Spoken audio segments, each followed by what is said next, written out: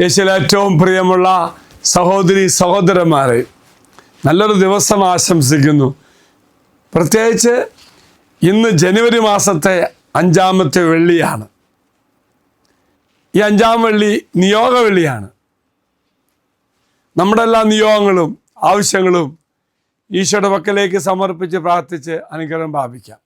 അതുകൊണ്ട് അച്ഛൻ പറഞ്ഞത് ഇന്നൊരു നല്ല ദിവസം ആശംസിക്കുന്നു എന്ന് പറയുന്നത്. കർത്താവ് എല്ലാ തരത്തിലും അനുഗ്രഹിക്കും. പ്രത്യേകിച്ച് നമ്മുടെ പ്രയാസവും ദുഃഖവും ഒക്കെ ഉള്ള നിയോഗങ്ങൾ ഈശോയുടെ പക്കലേക്ക് അൾത്താരിലേക്ക് സമർപ്പിച്ച് അനുഗ്രഹം പ്രാപിക്കും.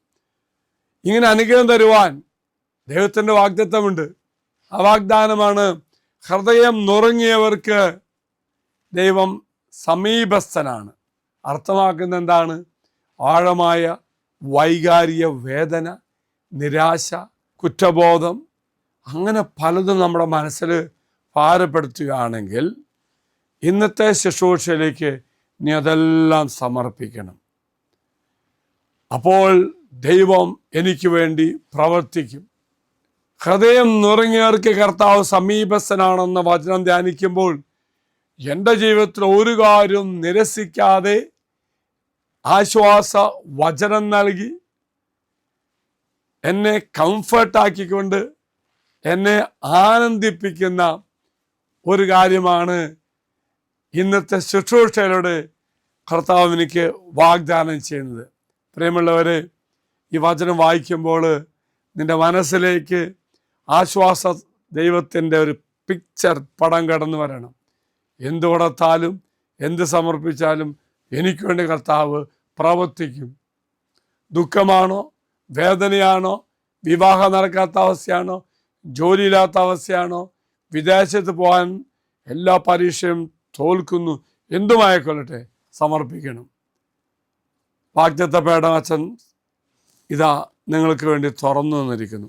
എല്ലാം സമർപ്പിച്ചോ, എല്ലാം സമർപ്പിച്ചോ. ഈശോ പ്രവർത്തിക്കുന്ന വലിയൊരു വാഗ്ദാനമല്ലേ തന്നത്. ഹൃദയം നുറങ്ങിയ എൻ്റെ മനസ്സിലേക്ക് ഒത്തിരി വേദനയൊക്കെ വന്നിട്ടുണ്ട്. ഇന്ന് അതിനെല്ലാം പരിഹാരം കർത്താവ് തരും. അതുമാത്രമല്ല, എൻ്റെ ആവശ്യങ്ങൾ, അതാണ് നിയോഗ വെള്ളി, എൻ്റെ ആവശ്യങ്ങൾ ദൈവസന്നിധി സമർപ്പിച്ച് അനുഗ്രഹം പ്രാപിക്കാൻ ദൈവം നിങ്ങളെ സഹായിക്കും. ഇതാ വാഗ്ദത്ത പേടകത്തിലേക്ക് നീ സമർപ്പിച്ചില്ലേ? ഇന്ന് പ്രത്യേകം ഈ നിയോഗത്തിൻ്റെ അച്ഛൻ പ്രാർത്ഥിക്കും കേട്ടോ. സ്വർഗം എനിക്കിന്ന് മാറ്റിവെച്ച എല്ലാ അനുഗ്രഹവും തമ്പുരാൻ തരും. ഒന്നുണ്ട്, എൻ്റെ ആവശ്യം ഞാൻ ദൈവസന്നിധി സമർപ്പിക്കണം.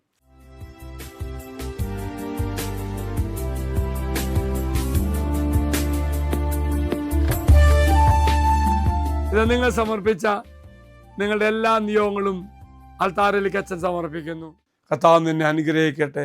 നുറുങ്ങിയ ഹൃദയത്തിന്, ഭാരപ്പെട്ട ഹൃദയത്തിന് കർത്താവ് അനുഗ്രഹമായി സൗഖ്യമായി മാറും. അത് നിങ്ങൾക്ക് വേണ്ടി പ്രാർത്ഥിക്കാം. ദൈവമേ, ഇപ്പോൾ ഈ വചനം ശ്രവിക്കുന്ന എല്ലാ മക്കളെയും സമർപ്പിച്ചു പ്രാർത്ഥിക്കുന്നു. ഈ മക്കൾ ദുഃഖവും വേദന എല്ലാം സമർപ്പിക്കുന്നു. ദൈവം ഇവരോട് കരുണയായിരിക്കട്ടെ.